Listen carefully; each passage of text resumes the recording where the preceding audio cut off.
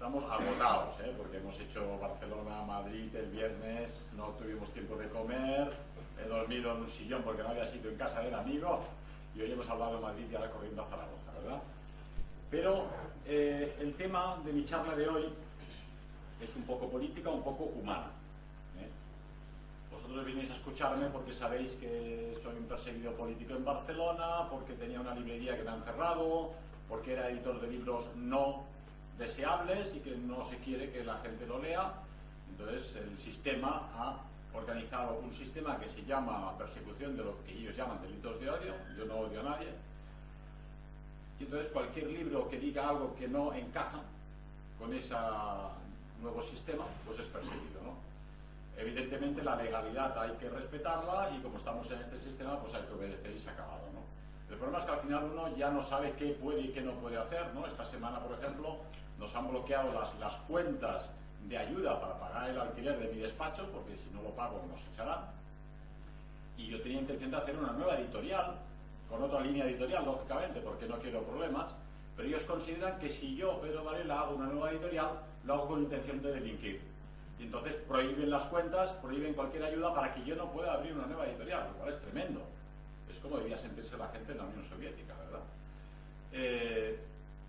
Yo me gustaría abrir otra librería, es decir, el 90% de libros que yo vendía en mi librería eran libros normales de cualquier otra editorial. De hecho, la policía que fue a la librería los ha dejado en la librería y me han dicho, los que estuvieron presentes, porque eran libros bien normales, el Quijote, la Biblia, las rimas y leyendas de Becker, ¿no? Había un 10% de libros que ellos no querían que se vendiera al público y que han secuestrado, todos los publicados por Ediciones Ojeda, a pesar de que se encontraban libros como La cruzada contra el Guiraldo, Torrán, un medievalista muy reconocido, se lo han llevado, como se llama Otorrán, y está publicado por Ojeda, seguramente era peligrosísimo. Se han llevado el Hölderlin, un libro precioso de un literato del romanticismo alemán del siglo XIX, pero claro, como todo se basa en suposiciones de que el editor de ese libro es delincuente y delictivo, pues se lo llevan, ¿no? Y además no tienes defensa posible, porque, como sabéis, la administración de justicia, en realidad, es la administración de la legalidad vigente. En el sentido de la justicia que tiene el ciudadano normal, piensas en la justicia divina, o en lo que es justo, repartir las manzanas entre los hermanos, un sentido de la justicia. Los pobres jueces tienen un margen de maniobra muy pequeño. Hay una ley que ha hecho el legislador. El legislador suena muy importante, pero son los parlamentarios que están en el Parlamento sentados peleándose a ver quién gobierna, cómo se boicotea uno a otro y si puede ser que tú no gobiernes, aunque yo no gobierne, ¿verdad? Y he dicho a menudo que en cualquier empresa seria, muchos de estos políticos que tenemos en el Parlamento no pasarían una selección de personal mínima, ¿verdad? Esta gente son los que hacen la legislación, ¿verdad? Y los políticos actúan mucho en base a las tendencias ideológicas. Por ejemplo, no deja de resultar curioso que toda esta idea de los delitos del odio está dirigida siempre por personajes que escriben leyes, por propagandistas que escriben en los periódicos, por promotores de la llamada izquierda. No tengo nada contra la izquierda porque tengo amigos de izquierdas estupendos, pero no se persiguen nunca crímenes de odio de la izquierda. En el barrio de Gracia, donde yo tenía la librería, por ejemplo, pues los llamados ocupas de Barcelona han destruido el barrio. Quemaron coches, quemaron casas, cogieron pisos, han aterrorizado al vecindario, ¿no? La policía les ha dejado hacer, entre otras cosas, porque estaba Ada Colau de alcalde, que es de los suyos, y antiguamente pues estaba con ellos, ¿verdad? Y están las CUP en el Parlamento, entonces, lógicamente. Y yo solo vendía libros en una pequeña librería que es un kiosco de barrio, que habría pasado desapercibida si me hubiesen dejado en paz, ¿verdad? Y nadie era obligado a entrar. Entraba voluntariamente cualquier persona a decir, oiga, vengo a buscar la Biblia, ¿tiene, no? Oiga, vengo a buscar el Nilucha, ¿lo tiene? Quiero leer el diario de Ana Frank, ¿lo tiene? Y lo vendíamos y se lo compraba y se iba con él, ¿verdad? Pero no os voy a aburrir con estas lamentaciones del perseguido porque no me interesa el victimismo, ¿verdad? Sino plantearos en el mundo en que vivimos cómo ayudaros a vosotros a mejorar vuestra relación con el mundo que os rodea y tener visos de futuro. La situación política nacional, europea e internacional está mal, para que no nos vamos a engañar. Es decir, las naciones están perdiendo su identidad de forma galopante, la inmigración masiva de personas del tercer mundo, de culturas que no pertenecen a la nuestra, que hasta hace poco vivían en la Edad Media, difícilmente integrables porque son con otra mentalidad, con otra religión, ¿verdad? Alguna persona venía en los años 60 de Turquía y no pasa nada porque esta persona se integra, crecen aquí sus niños y de segunda y tercera generación se hacen españoles o alemanes, ¿verdad? Pero si te vienen 2 millones de repente, pues claro, eso cambia la configuración de tu ciudad y de tu pueblo. Hay pueblos en Alemania con 100 habitantes que les han metido 100 inmigrantes de repente. La gente dice, oiga, pero es que mis hijas van aquí a la piscina y vamos aquí a acabar los ministros dicen, no, pero hay que ser tolerante. Oiga, pero usted se los ha puesto en su casa, ¿no? Entonces nadie está hablando aquí de odio. Yo estoy convencido de que los alemanes no odian a los inmigrantes como no los odiamos nosotros. Yo tengo chicos estupendos negros que viven en mi pueblo y son todos altos, fuertes y guapos porque están caminando todo el día por las carreteras buscando trabajo. Es decir, no es una posición agradable ni cómoda. Y si vienen es porque aquí se vive mejor que en su país, ¿verdad? Pero la pregunta que yo he planteado en Madrid y que os hago a vosotros también es el tema que ha tocado David Irving, ¿qué es la verdad? ¿No? La verdad, ¿qué es la verdad? Es la pregunta que le hizo Pilatos, el político de la época, a nuestro Señor Jesucristo. Pero, ¿qué es la verdad? A Pilatos lo que le interesaba es no tener problemas en Judea, ¿no? El César le dijo, como vuelva a haber un levantamiento en Judea, te corto la cabeza. Y ojalá esto lo están gritando porque aquí hay un revolucionario llamado Jesucristo. A él le pareció buena persona, no había dicho nada malo, ni siquiera le contestaba a sus preguntas, no había roto ninguna vara, y aquellos energúmenos en la plaza estaban diciendo que había que crucificarle, ¿verdad? Entonces, él era un político y tenía un problema. Dijo, ¿yo qué hago ahora? Mi esposa no me va a dar de cenar porque le cae simpático el señor este de la barba, entonces, ¿qué hago? César me dice que no quiere problemas. Y al final se lavó las manos, ¿verdad? Eso es la verdad política. Pero esa verdad política, conocéis de la historia bíblica con Pilatos, se ha repetido. Sabéis que el 11 de septiembre del año 2001, según la versión oficial, 2 aviones, pilotados por supuestos terroristas, se estrellan, aviones de aluminio coarrugado, se estrellan contra torres construidas con columnas de acero durísimas. No solo destruyen los edificios, sino que los atraviesan y salen por la otra parte, ¿verdad? Esa es la verdad política. Al sistema le interesa explicarnos. Pero comisiones de ingenieros, arquitectos, científicos y químicos en Estados Unidos, cada vez mayoritarios, yo ahora estoy traduciendo para un equipo de arquitectos e ingenieros suizos, dicen, eso no es posible. Aquello fue una demolición controlada, como se conoce por todos los ingenieros. Un avión de aluminio no puede atravesar un edificio de esas características con columnas de acero y destruirlo y que se vengan abajo. Y luego la tercera torre, la torre 7 famosa, que se cayó por la tarde y no había estrellado ningún avión contra ella, ¿verdad? Entonces hay cada vez más historiadores científicos que opinan que fue un trabajo insider. Es decir, los servicios secretos norteamericanos, con la ayuda del Mossad o quien fuera, les interesaba tener un casus belli para iniciar lo que llaman primavera árabe, que ni ha sido primavera ni ha sido árabe, porque ha sido un desastre para el mundo musulmán, ¿no? El desastre y el caos que hay ahora en Libia tras el asesinato de Gaddafi, el desastre en Irak tras el asesinato de Saddam Hussein, en base a armas de destrucción masiva que nadie ha encontrado nunca, porque nunca existían.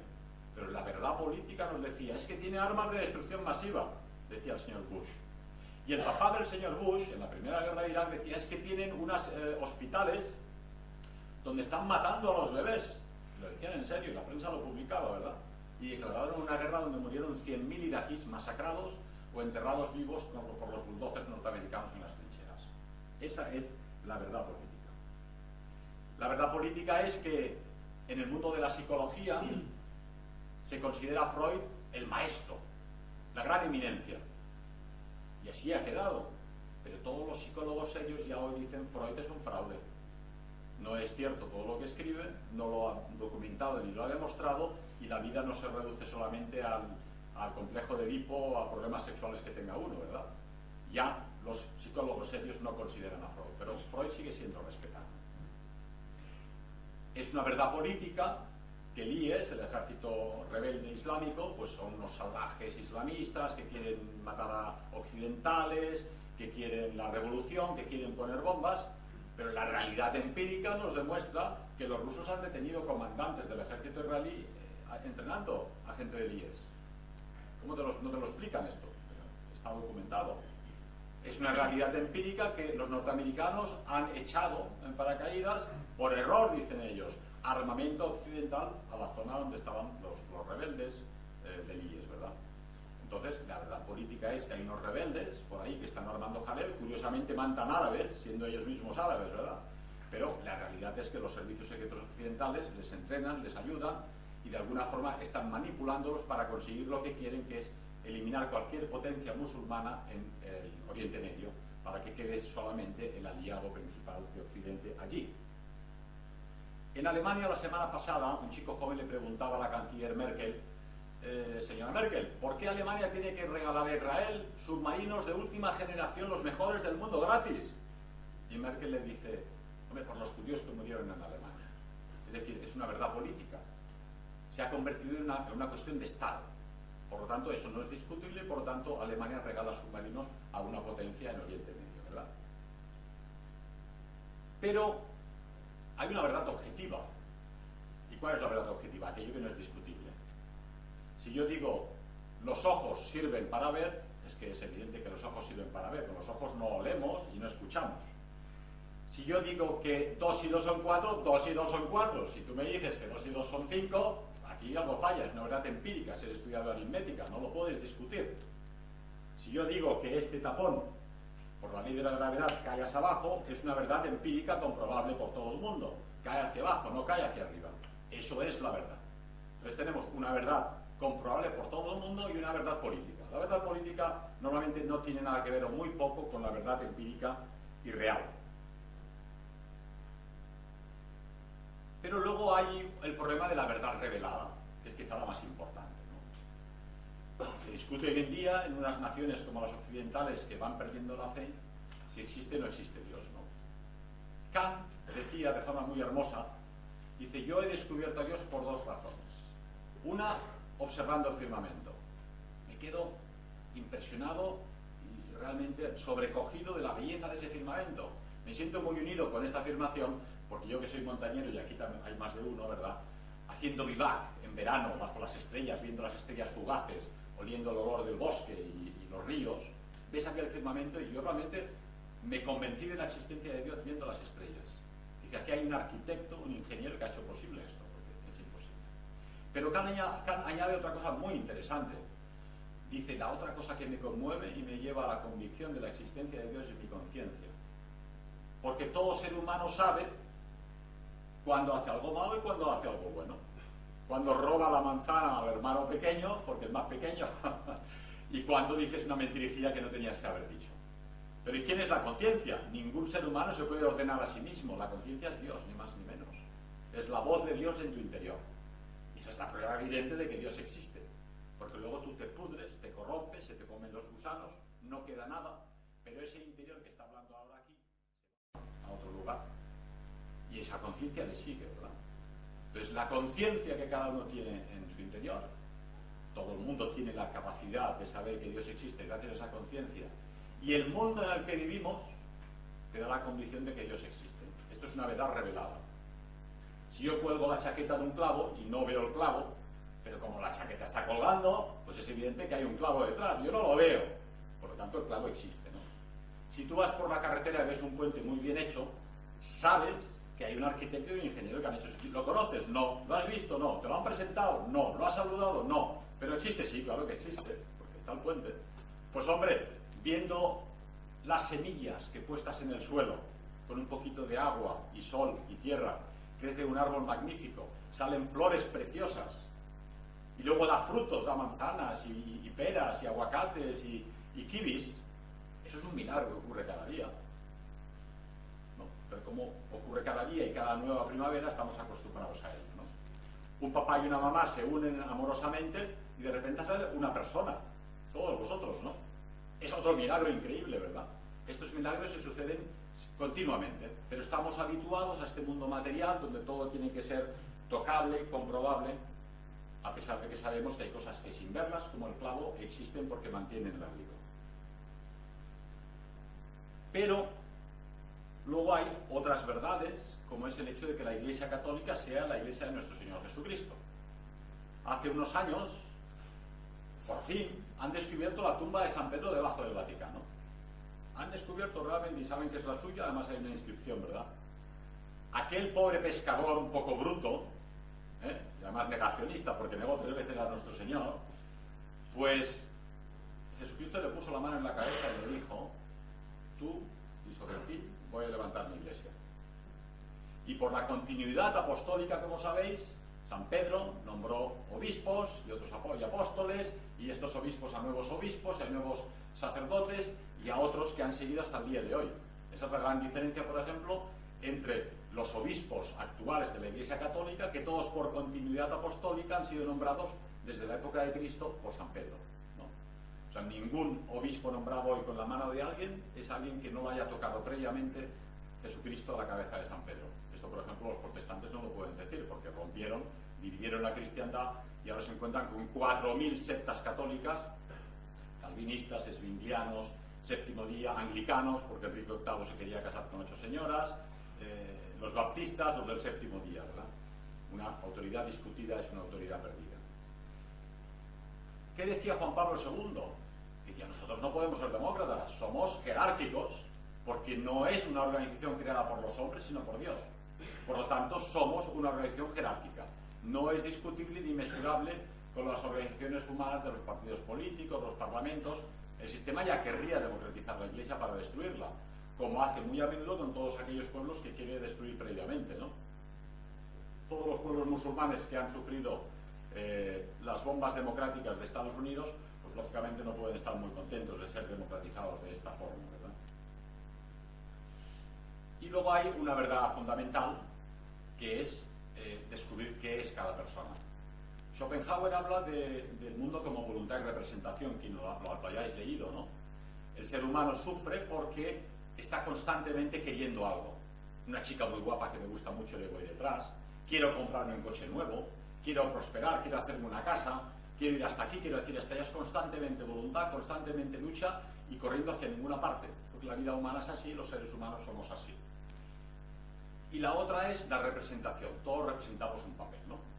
Yo hago aquí que soy un historiador, editor, ex librero y ahora solamente historiador mientras me deje. Aquí este señor hace su trabajo de funcionario y nos filma, y vosotros sois estudiantes que venís a escucharme a mí porque la prensa me ha hecho famoso, ¿verdad? Cada cual hace su papel, pero no es más que un papel, es una representación que hacemos en este mundo. En realidad, lo que ve Dios es lo que hay en vuestros corazones, la única verdad. Y a Él no le importa si tienes dinero, si tienes coches, si a mí me has explicado una trola o cualquier otra historia. Él ve exactamente qué hay en tu corazón y qué pretendías al hacer aquello. Puedes haberte equivocado, pero Él sabe si era bueno o no. Esa es una verdad total y absoluta. Pero el mundo materialista actual no la va a aceptar nunca, pero es la verdad. Hemos escuchado a David Irving decir: ahí me han arruinado, he perdido mi apartamento de lujo en Londres, tengo que vivir de prestado en una granja en Escocia, pero a mí me interesa decir la verdad, aunque eso no me dé dinero. Esta mañana en Madrid decía: la verdad es como el oro, brilla, y antes o después se impone. A mí se me burlaron cuando yo decía en mis investigaciones en los años 60 que en Dresden habrían muerto más de 130.000 personas, y ahora los documentos y las investigaciones me han tenido que dar la razón, ¿verdad? Al final llegamos a la cuestión política. Todo esto ha sido un introito para abordar el mundo que nos rodea, ¿no? Decía Churchill que la democracia es el mejor de los sistemas posibles, ¿no? Pero esto es una frase hecha, porque los documentos empíricos no lo demuestran. Entonces, a mí la democracia me parece muy bien, porque aparte, si es que la niegas tal como te la presenta el sistema, eres un outsider, eres una social, no te van a escuchar en ninguna parte y ya piensan que estás sonado, ¿verdad? Pero yo he vivido de pequeñito, con 15 años, 16, los últimos años de Franco, ¿no? Yo era muy pequeño para saber qué era aquello. Y acabo de leer una investigación que ha hecho alguien nada menos como Sánchez Dragó. Sánchez Dragó, que es nada sospechoso de ser un hombre de la extrema derecha, era un hombre de la extrema izquierda que luchaba contra Franco, ¿no? Y ha hecho una comparación de los debates de investidura de 1975 y del año 2015. Entonces los demócratas nos dicen, hombre, os hemos dado tanto, el país va tan bien, gracias a la democracia, ¿no? Y Sánchez Dragó, ¿qué ha hecho? Ha dicho, miren, señores, el déficit público en 1975, cuando murió Franco, era 0,4%. El déficit público actual es del 8,5%. Bien. La deuda pública, el último año del gobierno de Franco, fue del 9%. La deuda pública actual es del 98% del PIB. ¿Sabéis lo que es eso? 98%, es casi el 100% del Producto Interior Bruto. Todo lo que fabrica, produce España, todo vuestro trabajo, vuestras horas laborales de todo un año, todo esto se debe a la alta financiación internacional, en deuda pública y en el pago de intereses compuestos acumulativos de dicha deuda. Estos son los hechos empíricos, esta es la verdad tangible. La tasa de paro, año 75, 3,7. Tasa de paro actual, 25% de paro. Esto sin contar, estoy convencido, los millones de inmigrantes que habría que contarlos en el paro, porque los ves pobres recogiendo chatarra por Barcelona y no los cuentan en el paro porque no son españoles, pero están en el paro también. Población reclusa, entre los que me incluyo, recientemente, últimamente visito a menudo las prisiones. En el año 75, en la época de la dictadura, del autoritario, del hombre que en teoría quería matar a todos los españoles, 8.000 presos. 8.000. Hoy en día, 80.000. 80.000 presos en las cárceles españolas. En plena democracia. Estos son hechos. Es indiscutible. Yo que he estado dentro, la mitad de los presos de las prisiones son inmigrantes, pobrecillos. Porque lógicamente les dejan entrar, cuando están aquí no tienen trabajo, no tienen seguridad social, ¿qué van a hacer? Pues tendrán que robar, tendrán que vender droga, ¿verdad? Entonces la mitad de los presos en prisión, en Cataluña al menos, son inmigrantes y la otra mitad víctimas de la droga por venderla o por consumirla. Y luego hay los casos pictóricos, el violador del Ensanche, el pederastra de Horta y Pedro Varela de la librería Europa. ¿Qué pinta usted aquí? Yo a los presos no sabía qué explicarles porque no se lo creía. No me digan que está usted aquí por libros. Digo, estoy por libros, ya, ¿qué quiere que me explique? Creo que hasta el día de hoy no me creen. Clase media en el año 75, 60% de la población. Clase media hoy en día, 40%. La clase media se ha venido abajo. Nos hemos proletarizado. Mi padre era un señor que era ingeniero y cobraba 3.000 pesetas con 7 niños, que éramos 7 hermanos. Pues pudo educarnos a todos, llevarnos al colegio, ponernos en un internado, se compró la casa de verano, y bueno, pues el hombre se ha muerto feliz después de haber dado a todos los hijos colocados menos a mí, ¿no? Pero en cualquier caso, era posible. El piso para una persona de aquella generación era el sueldo de un par de años o 3. Hoy en día no hay chico joven que pueda pagarse un piso en menos de 40 años con hipotecas brutales. Impuestos. En época de Franco no se pagaban impuestos. Esto lo sabe cualquier persona que tenga 60 o 70 años. Se pagaban los indirectos sobre los artículos de lujo, pero no se pagaba el IRPF ni el IVA actuales. Porque estos que dilapidan millonadas en cualquier tontería o la roban por la mano de detrás, la familia Pujol sigue paseándose por la calle en Barcelona después de su pandilla de delincuentes, ¿verdad? Pero ahora se paga el IRPF, más el IVA, más el impuesto de sociedades, más el impuesto de bienes inmuebles, más el impuesto del primer respiro y del último suspiro. Es decir, pagamos impuestos constantemente. Ahora me decía aquí un asistente abogado, dice, me han dado un pago de Hacienda porque me cobran no solo todos los procesos que yo he cobrado, sino todos los que no he cobrado, que son muchos porque cada día más la gente no tiene dinero para pagar sus abogados. Yo, por ejemplo, ya no tengo dinero porque me han bloqueado las cuentas, con lo cual no puedo pagar a los abogados, ¿no? Pero dice, usted ha hecho el proceso, que usted me paga, ¿no? El Estado está desesperado por sacar dinero de cualquier sitio, de forma que los políticos puedan seguir robando. Funcionarios. Época de Franco, año 75, Estado totalitario. 700.000 en toda España. Hoy, 3 millones de funcionarios a grosso modo. 3 millones. Esto es una verdad empírica. Industria. En el año 75, 36% del PIB español era la industria española. Teníamos la Barreiros, la Pegaso, los astilleros del norte de España, las minas, fabricábamos nuestros coches. Hoy en día, la industria ha bajado al 12%. Somos casi un país tercermundista. Pensar que los ingresos españoles principales este año han sido por turismo, que ha sido un 11%, gracias a las múltiples guerras de la primavera esta árabe, que es el asesinato masivo occidental de árabes, pero la llamada primavera árabe y de la inseguridad que reina en Egipto y en estos países y en Turquía, pues tenemos 8 millones de turistas más de lo normal, gracias a ello. Pero la producción industrial española viene a ser como la turística, es decir, ya no producimos prácticamente nada. si hay un día un conflicto, una guerra mundial o tenemos que subsistir por nuestros propios medios, es que no podremos tener ni camiones, ni máquinas, ni cámaras de filmar porque no fabricamos prácticamente nada. Índice de fecundidad de las chicas. Último año de Franco, las mujeres españolas tenían unas 3 bebés por mujer. Hoy en día no llega a un bebé por mujer. ¿Qué ha hecho el Estado por promover la natalidad de la mujer española? Nada. Porque si el PP dijera, hombre, es que tendríamos que ayudar a la mujer española que tuviera más bebés. ¡Franquista! Pues es lo primero que les van a decir, lógicamente. Entonces nadie se atreve a promover la natalidad. Y mucho menos a ayudar con sueldos extras a las mujeres españolas a que tengan bebés. ¿Qué promueve el Estado español? El suicidio étnico. Importamos inmigrantes del tercer mundo y los metemos en España. Pero claro, todos los ingenieros, compositores, músicos, poetas españoles que tenían que haber nacido han sido no nacidos. Inmigración ilegal en el año 75, 0,0. No había inmigración ilegal. Inmigración ilegal. Hoy en día 6,5 millones de ilegales. Esto es la democracia, esto es la realidad democrática. El aborto estaba prohibido en el año 75 y ahora en torno a 150.000 abortos anuales. 150.000, ¿os podéis imaginar? Una ciudad del tamaño de Tarrasa o Sabadell desaparecida de la faz de la tierra, ¿no? Asesinado. No hay ningún especie animal que asesina a sus churumbeles en el nido. Pero es curioso que justamente la cantidad de inmigrantes de China o de África, de otros países, que se promueve y se importa a España es también de 150.000. Es decir, los españoles asesinan a 150.000 bebés que no queremos, por el motivo que sea, porque no hay protección de la mujer, porque se han perdido los valores y no se respeta la vida, ¿verdad? Pero importamos 150.000 chinos de China. Absurdo, absolutamente, ¿verdad? Y el otro día un chiste de un médico, me parece que no era un chiste, explicaba una historia real, que le vino una mamá con un niño de 5 años y embarazada de otro. Digo, mire, yo tengo que abortar porque es que no puedo tener otro bebé y la verdad es que es muy difícil, la situación económica es imposible y este chico me va a molestar. Dice, no se preocupe, salga, ya me lo quiero yo este chico. No, el de 5 años no, el que, pues bueno, ya que lo va a tener este bebé, pues matamos al de 5 años, no se preocupe, ya está, tendrá solamente uno. Pero la señora se quedó pensando, qué horror, ¿no? Y se fue y no abortó.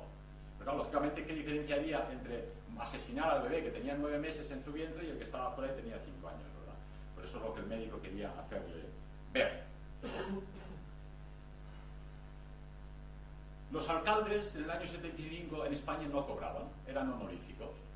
Había en los pueblos el carpintero, el lechero, el tendero, el lampista era un tío honesto y parecía que era muy bien organizado, como aquí nuestro amigo Josemi, pues dijo, porque no haces tú de alcalde, y además les prometió que les iba a poner un jardín, ¿verdad?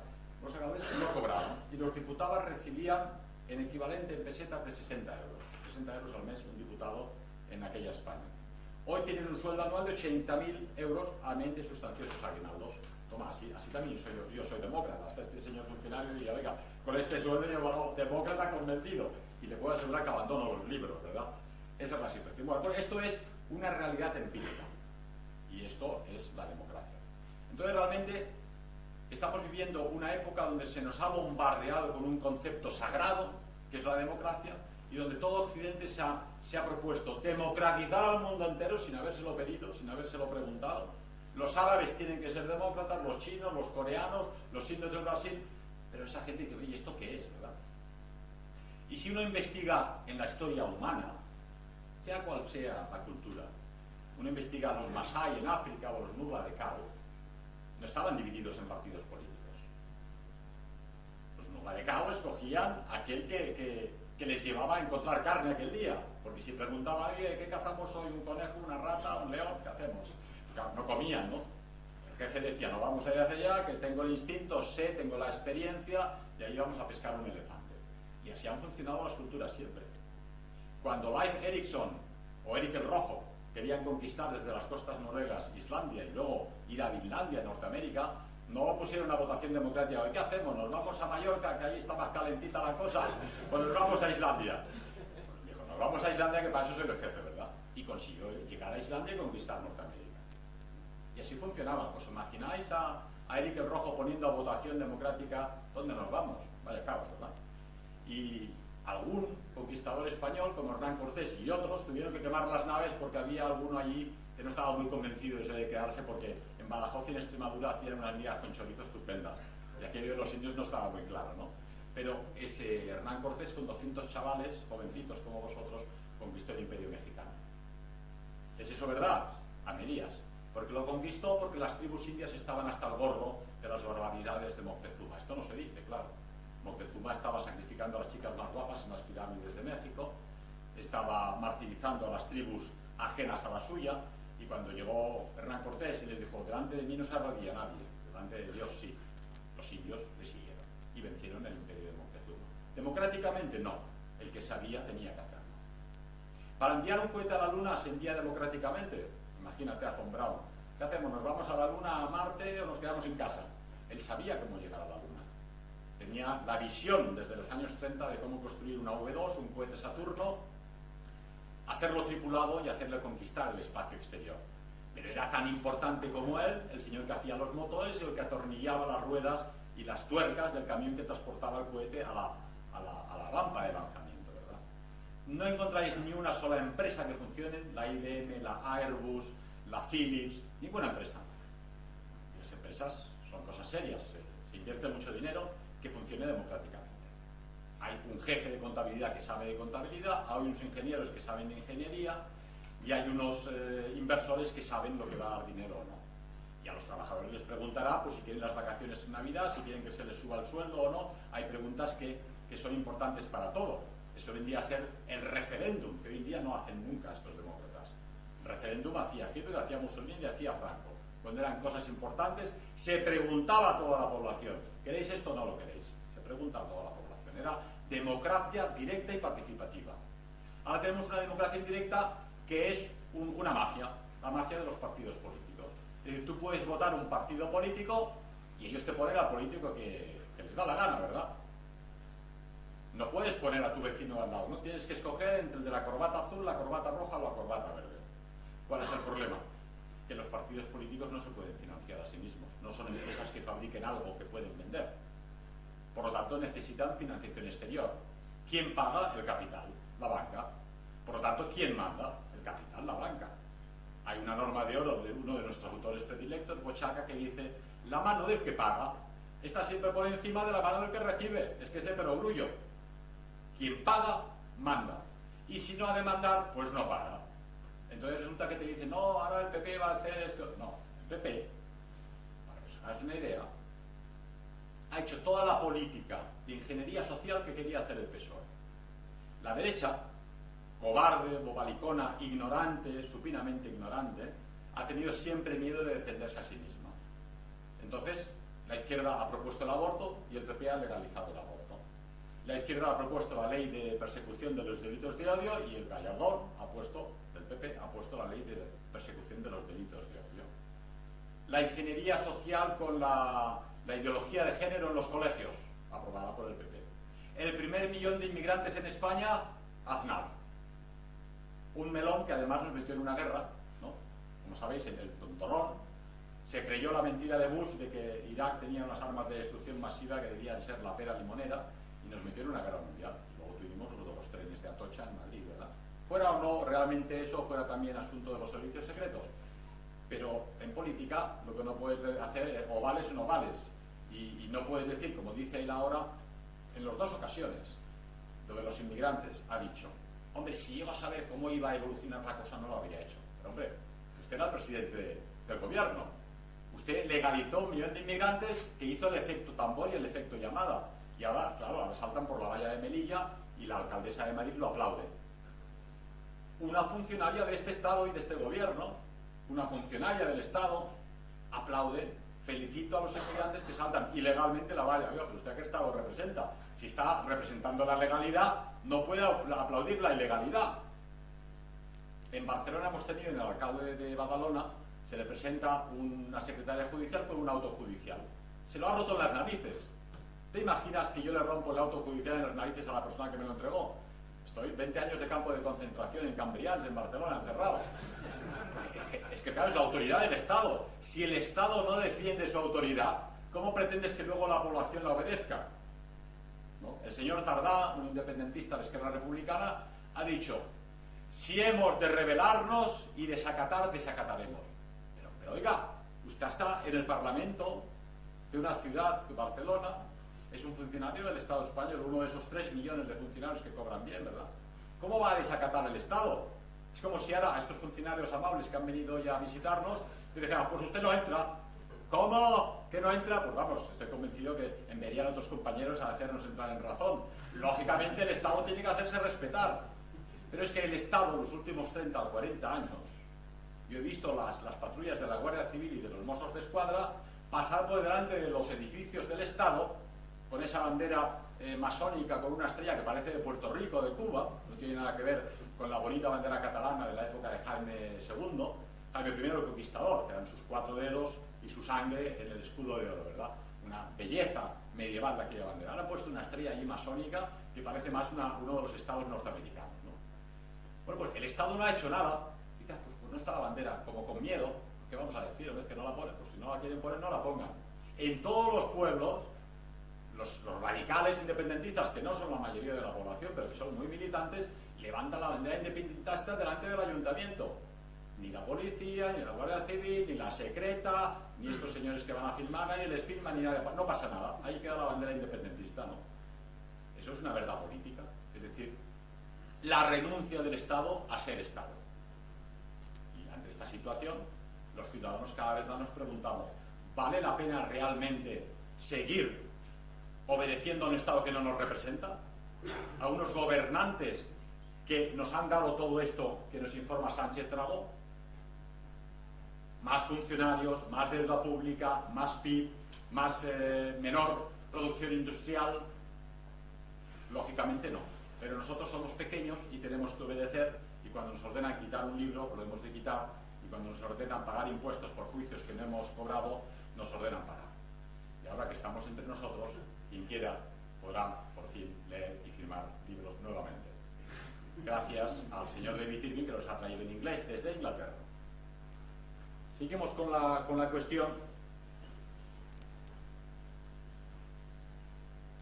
A nivel internacional, ¿en qué cambia? No cambia mucho. Simplemente que como es más fuerte y son más poderosos, nos han montado un sistema corrupto tremendo. Un sistema corrupto que además no hay mentira que no utilicen. Hemos hablado de las armas de destrucción masiva, ahora han hablado de que Bashar al-Assad tenía su población en contra, y la misma población dice, estábamos allí para manifestarnos por la paz a favor del presidente, no en contra. Todos los medios de comunicación y todos los medios financieros tienen como misión enriquecerse a sí mismos. Y persiguen intereses globales. No les interesa para nada el destino de los norteamericanos, de los alemanes, de los zaragozanos, de los españoles. Persiguen un diseño de laboratorio político internacional que nos lleva a la globalización. La gente contraria a ese gobierno ha de ser perseguida, en este caso yo soy un ejemplo, y para ellos, para estos grandes gobernantes que nos llevan a la globalización, la guerra es necesaria. No os perdáis la película, porque como gane Hillary Clinton en las próximas elecciones norteamericanas, tendremos guerra con Siria, tendremos guerra con Irán y guerra con Rusia. No hace poco se reunían los países de la Unión Europea para declarar quién era su número 1 como enemigo, y desde luego no era el mundo musulmán, no era el IES, no era las guerras de Oriente Medio, Rusia. Rusia es el enemigo número 1 de los países de la Unión Europea. ¿Qué me ha hecho a mí Rusia? Nada. No nos ha invadido con 2 millones de chicas rusas guapísimas, ojalá. Tampoco ha llenado esto de inmigrantes rusos borrachos por las calles, ¿no? No, que no me han hecho nada. ¿Por qué Rusia es el enemigo 1? Porque es un enemigo geopolítico. No acepta la globalización para su población. Todos me dicen, bueno, Putin, sí, yo tampoco sé quién es Putin y no puedo aseguraros que sea trigo limpio. Me cae simpático porque es judoka, cinturón negro, no sé cuántos dan, porque habla alemán y porque dice no al poder internacional. ¿Por qué os creéis que la primavera árabe no ha acabado con Siria? Porque Rusia está detrás. ¿Por qué creéis que en Ucrania Putin ha parado los pies a los norteamericanos? Porque él ha dicho que no, ¿verdad? Entonces yo estoy convencido, o creo, en política no hay nada exacto. Las cosas pueden ser de una forma o de otra. El caso de Putin es muy parecido al de Trump, ¿no? Putin era un hombre de los servicios secretos, un comunista, si no, no llegabas a funcionario, y además de los servicios secretos que trabajaba en la Alemania comunista alemana de espía, ¿no? Pero en cierto momento él se ha dado cuenta, ostras tú, nosotros en los años 80 dijimos, desmantelamos nuestro arsenal de armas nucleares, y vosotros también, y hacemos las paces. Desmantelaron su arsenal de armas nucleares, los occidentales no. Han metido en la OTAN a Polonia, y a Lituania, y a Letonia, y ahora que lo quieren rodear por Ucrania, ha dicho, bueno, a ver, un momento, habíamos quedado en otra cosa, no, esto no es lo que habíamos dicho, ¿verdad? Y en cierto momento él ha despertado el sentimiento de la vieja alma rusa. De hecho, yo tengo que decidir entre la globalización que me imponen esta gente a la fuerza o mi pueblo. Y de alguna forma mi intuición me dice que él se está decidiendo por su pueblo. No lo puedo certificar, pero tiene discursos muy interesantes en los que ha afirmado, por ejemplo, a la Duma, el Parlamento ruso. Vean ustedes Holanda, vean Londres y Francia y París. Vean el caos migratorio en el que se van a hundir estos países occidentales. Cuando ustedes legislen para Rusia, piensen en el pueblo ruso. Les estaba diciendo, vigilar con lo que estáis haciendo, ¿verdad? Otro discurso, cada cual puede hacer lo que le dé la gana en casa, se refería al mundo homosexual, pero nosotros vamos a defender la familia tradicional. Y acto seguido impuso las ayudas franquistas a las mamás rusas para que tuvieran bebés. Y tenían un desastre de índice de natalidad terrible en Rusia, pero se están recuperando gracias a la política de natalidad que está llevando a cabo Putin. En el otro campo tenemos a Trump. Os habrán dicho, hombre, es que yo he visto fotos de Trump visitando el AIPAC. El AIPAC era la Asociación Internacional de Relaciones Israel-Estados Unidos, ¿verdad? Pero es que quien no pasa por allí no llega a las finales de las elecciones, ¿verdad? Tienes que llegar a las finales de las elecciones. Pero hoy ha salido en la prensa que Trump va a poner jueces pro vida en cuanto ganen las elecciones y las gana. Que va a prohibir el aborto y quien quiera abortar no lo va a pagar el Estado. Y que va a defender la familia y va a promover el nacimiento de niños. Bien, a mí no me interesa lo que este señor tenga en el pasado, si se ganó el dinero en la mafia de Las Vegas o cómo. Lo que me interesa es qué hace por la población norteamericana, como lo está haciendo Putin por la población rusa. Pero nuestros políticos en España, ¿qué hacen por nosotros? Ante todo esto tenemos un pasado histórico que hemos estudiado todos nosotros, no lo hemos vivido, que es el pasado fascista, ¿no? Hoy en día se habla de la cuarta vía política, de la quinta vía política, se buscan soluciones. Pero en aquella época había el liberalismo capitalista, que era un desastre, había el marxismo, que era más desastre todavía, y las naciones europeas dieron un coletazo romántico y sus élites dieron los fascismos europeos. Italia dio a un Mussolini, un hombre de la izquierda, un socialista, que dijo, yo soy socialista, pero primero mi pueblo y después los indios de Bangladesh, oiga. Entonces dijo, el haz de todos los racimos de trigo, faz, unidos para una meta común. Esto es el fascismo. Hoy en día es un insulto arrojadizo que sirve para bloquear al enemigo de cualquier otro argumento, ¿verdad? El fascismo es también argumento de bloqueo como la exageración ad Hitlerum, que se llama ya. No sé si conocéis Leo Strauss, un judío, que dijo, para bloquear los argumentos de cualquiera que estén en contra de nuestros planes, vamos a reducirlo todo a la reductio ad Hitlerum. Que a ti no te gusta la música decafónica o la música rock o tal que te queremos imponer y tal. ¿Te gusta? ¿Qué te gusta? ¿Te gusta Beethoven? ¿Te gusta Mozart? ¿La música clásica? Ah, seguro que te gusta Wagner. Nazi, esto es lo que le gustaba a Hitler. Ya no tienes nada que hacer, estás perdido. O sea, no puedes defenderte. ¿No? Que no quieres que el dinero sea emitido por la Reserva Federal y no quieres pedir préstamos a la banca internacional. Tú quieres emitir tu dinero y quieres encima imprimir los billetes, vas a conseguir una inflación. Esto es lo que hizo Hitler, nazi. Ya no puedes discutir sobre la cuestión económica tampoco. Pero esta discusión o esta reductio ad Hitlerum se ha llevado también a cabo en España con la reductio ad Franco. ¿Por qué el PP, muchos de los cuales a lo mejor son del Opus Dei o son hipercatólicos, pero ninguno de ellos ha propuesto el índice, hacer aumentar el índice de natalidad de las españolas y ayudarlas? ¿Por qué? Porque no saben que es la reductio ad Franco. Si yo digo que hay que ayudar a las españolas a tener más niños, la extrema izquierda me va a llamar franquista. Y es lo peor que le puedes decir a la derechona. Se llama franquista a la derechona y se pone a temblar, ¿verdad? Entonces, estos argumentos de bloqueo consiguen bloquear el discurso. Por eso el discurso dominante es el discurso de la izquierda. No hay otro discurso que el de la izquierda. Decía, creo que Bernard Shaw, la misión de la izquierda de los progresistas es cometer errores. Y la misión de la derecha es impedir que los errores sean corregidos. Tenía toda la razón. Entonces la izquierda va empujando hacia una banda política del espectro y la derecha lo va aceptando absolutamente todo.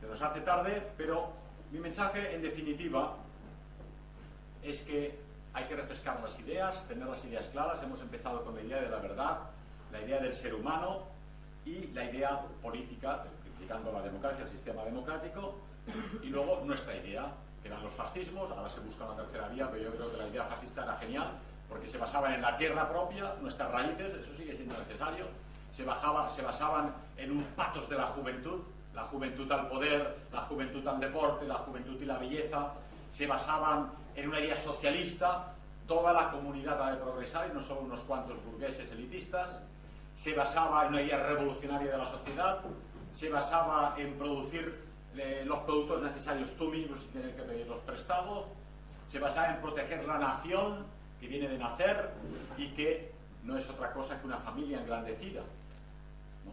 Entonces, ¿qué es mejorable de todo aquello? Esto todo aplicable. Y cada uno de los países, fuera León de Gela en Bélgica, o Mussolini en Italia, o Hitler en Alemania, o Franco y la Falange en España, hicieron lo mejor que se podía hacer en aquella época histórica para sus respectivos pueblos. Pero en definitiva, importante recordar para el futuro, el pueblo guía al Estado y no es el Estado el que guía al pueblo. El pueblo estaba antes que el Estado. Los celtas, los íbaros, los griegos, los romanos, los godos, los visigodos eran anteriores al Estado actual. Y muy importante, el pueblo es anterior a la Constitución. Esta derechona cobarde siempre nos está hablando del patriotismo constitucional. Vaya mariconada. O mejor, vaya cursilería, que no sé si hay algún policía filmando. Pero realmente, dices, la Constitución es posterior al pueblo. El pueblo ya estaba antes de la Constitución. Si la Constitución sirve a la vida y a la supervivencia del pueblo, me interesa. Y si la Constitución supone el aniquilamiento del pueblo español, no me interesa en absoluto. El Estado no nos ha creado a nosotros. Nosotros hemos creado el Estado y habremos de crear un día un Estado mejor, llevando a la población hacia la grandeza, a ser posible por el camino de la belleza y de la alegría, decía un genio histórico de los años 30. Por lo tanto, hemos de obedecer al Estado en tanto en cuanto ese Estado defiende a este pueblo. De lo contrario, habremos de hacer como el señor Tardá, como el alcalde de Badalona y como todos estos que desacatan. La democracia es buena si te dejas saquear, si te dejas explotar. Si no te dejas saquear y explotar, eres un autoritario, un dictador y un fascista. Entonces la democracia está dirigida por el gran capital financiero internacional, impuesta a todos los pueblos para lograr sus objetivos globalistas. Ah, pero os hemos traído libertad de prensa. Acaban de defenestrar en Suecia a una parlamentaria que ha dicho, hombre, es que el 80% de los periódicos y medios de comunicación de Suecia están en manos de una sola familia judía de Suecia, que promueve además la inmigración masiva. Ha durado 2 telediarios en el Parlamento, lógicamente, pero esa es exactamente la situación en todas partes, ¿verdad? Ah, y la libertad y la riqueza que nos habéis traído. El pueblo vive realmente hoy más holgadamente que en el año 75. Los datos están ahí, en absoluto. Me dice Josemi que he de cortar, y tengo aquí muchísimos temas para hablar, pero servirá de excusa para invitarme en otra ocasión. Pero creo que os quiero dejar un mensaje importante, y es que la situación es difícil, la situación está complicada, sobre todo para la gente joven, ¿no? Tenemos una deuda pública tremenda, tenemos una inmigración masiva y galopante, tenemos ya los comisarios políticos, que son los fiscales del odio, que están vigilantes a ver quién se quiere defender del plan masivo de destrucción de las poblaciones autóctonas, y la represión va a ser brutal. No han hecho más que empezar conmigo, pero luego vendrán otros, lamentablemente. Llegará un momento que os prohibirán tener en casa según qué libros, ¿no? Tendréis que hacer como en Fahrenheit, aprenderos de memoria el Quijote y las rimas de Becker y ir recitándolas a vuestros hijos, porque es que no os dejarán venderlas ni editarlas, ¿no? Pero todo eso, volvemos al principio de la conferencia, como sabemos que Dios solo ve en vuestros corazones, que vuestra vida tiene un tiempo determinado, que no sabe nadie, solo lo saben allá arriba, que ahora al salir te atropella un coche y se acaba la película, ¿eh? Ilimitado, muy limitado, ¿eh? Incluso si vives mucho tiempo, la vida es muy limitada, ¿verdad? Entonces lo importante es, como decía David Irving, hacer bien tu papel. Y cuando has cogido una autopista ya no hay salida que te diga, sal por aquí, es que no hay salida. Es que no hay salida, ya has cogido esa autopista, ¿no? Entonces, si habéis decidido seguir esa autopista y por eso estáis aquí, ya no hay salida. Os quedan dos posibilidades. Resistiros al sistema y combatirle valientemente y gallardamente, a pesar del precio que tengáis que pagar, o convertiros en esclavos lamentables y despreciables, ¿verdad? Porque ¿quién os va a apreciar y quién os va a valorar si por miedo a lo que os pueda hacer el sistema aceptáis todo lo que tienen previsto hacer con vosotros? Decían los conquistadores del Everest, los heroicos británicos, con ese espíritu prometeico, no hay monstruos, porque la gente desaparecía, subía al Everest y no volvía. Dice, ¿qué pasa allí? No, y al final llegó un británico y dijo, no hay monstruos, es una cima, yo he subido. Esta gente que nos domina son vencibles. Yo estoy convencido que ahora tienen miedo porque se dan cuenta que algo está pasando en el mundo. Yo no sé quién tiene Trump detrás, pero si escucháis sus discursos, los suscribo totalmente, igual que los discursos de Putin. Se dan cuenta que en Europa, en Alemania mismo, la población ya está hasta el gorro. Un país ocupado psicológicamente como Alemania ya tiene un movimiento, Alternativa por Alemania, al que masivamente está votando la población, cansado de lo que está ocurriendo. Conscientes de que o reaccionan ahora o ya es tarde. La sustitución de la población ya se está produciendo. Y para tener entusiasmo de vencer a este monstruo que tenemos delante es una cosa importante y con eso me despido. Pensar cada día en lo alto o no venceréis al dragón. Muchas gracias.